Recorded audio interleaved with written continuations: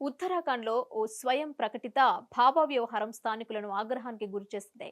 దేవుడు చెప్పాడంటూ పవిత్ర సరస్సుకు అత్యంత సమీపంలో 16,000 అడుగుల ఎత్తులో ఆయన ఓ ఆలయాన్ని నిర్మించుకున్నాడు. ఉత్తరాఖండ్లోని భాగేశ్వర్ జిల్లాలోని సుందర్దుంగా హిమాని నందన్పై ప్రభుత్వానికి చెందిన స్థలంలో అక్రమంగా ఈ కట్టడం ఏర్పాటు చేసుకున్నాడు. దీనిపై స్థానికులు ఫిర్యాదు చేయడంతో పోలీసులు దర్యాప్తు చేపట్టారు. బాబా చైతన్య ఆకాష్ అలియాస్ ఆదిత్య కైలాష్ ఇటీవల కొంతమంది స్థానికుల సాయంతో సముద్ర మట్టానికి 16,500 అడుగుల ఎత్తులో ఆలయాన్ని నిర్మించుకున్నాడు. తొలుత ఆయనకు సాయం చేసేందుకు ఎవరూ ముందుకు రాలేదు.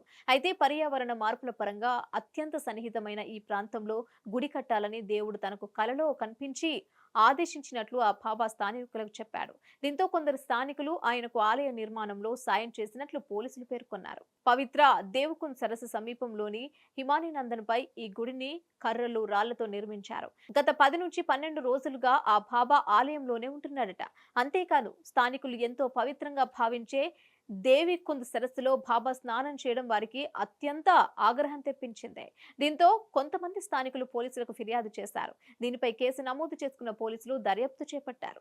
బాబాగా చెప్పుకుంటున్న వ్యక్తి 16,000 అడుగుల ఎత్తులో ఆలయం నిర్మించిన విషయం ఒక్కసారిగా వెలుగు చూడటంతో అధికారులు అప్రమత్తమయ్యారు. పోలీసులతో పాటు రెవెన్యూ, అటవీ అధికారులు సైతం రంగంలోకి దిగారు. చైతన్య ఆకాష్ పై చర్యలు తీసుకునేందుకు సమాయత్తమవుతున్నారు. మరోవైపు ఉత్తరాఖండ్లోని పలు వర్గాల నుంచి ప్రభుత్వంపై విమర్శలు వెల్లువెత్తుతున్నాయి.